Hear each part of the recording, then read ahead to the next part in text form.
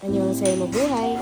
Ako nga na unang nagising sa mga bagets. Umangan na ako kasi malilate kami pag di pa ako gumising. Kahit pasarap pang matulog, tumayo na ako. Naunang nagising si Jaya, tapos nag-iingay na ako habang nagbubukas ng delivery. Intentional yun ha. Para magising na rin sila. Medyo late na kasi at may jeep pa sila. Though, pwede naman sila malate pero nakaservice sila. Kaya kailangan 9 o'clock nasa waiting area na kami. Hindi pwede ang Filipino time sa school bus. Kasi for sure, iiwan nila kami. Pinakain ko na sila habang inaasikaso gamit nila. Multitasking level.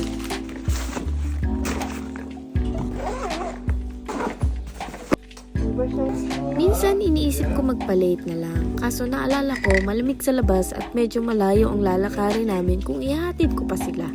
Kaya biglang sipag activated. Minadali ko sila na para bang nasa Amazing Race kami. Habang nagtatry nga akong mag-content, si Jaya pilit kinukuha ang cellphone ko. Gusto ko lang naman may point of view ako, content. Dali-dali na rin kami bumaba kasi di ko na malayan na pala.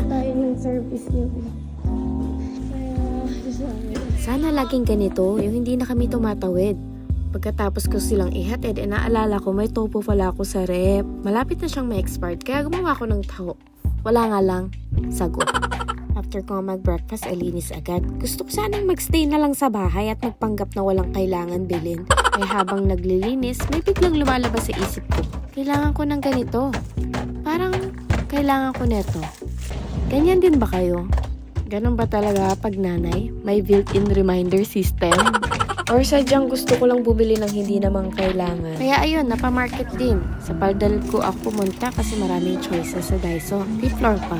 Cardio na rin. Nagdala na ako ng trolley para kung mabigat man ang dadaling ko, okay lang. Bumili na rin ako ng strawberry kasi paborito ng mga bagets. Iniisip ko tuloy paano pag hindi na season. Umuwi na rin ako agad kasi nga maaga ang uwian nila. Dati 5 PM sila. Pero nagbago na ang system nila kaya 4 na sila. Back to being nanay again.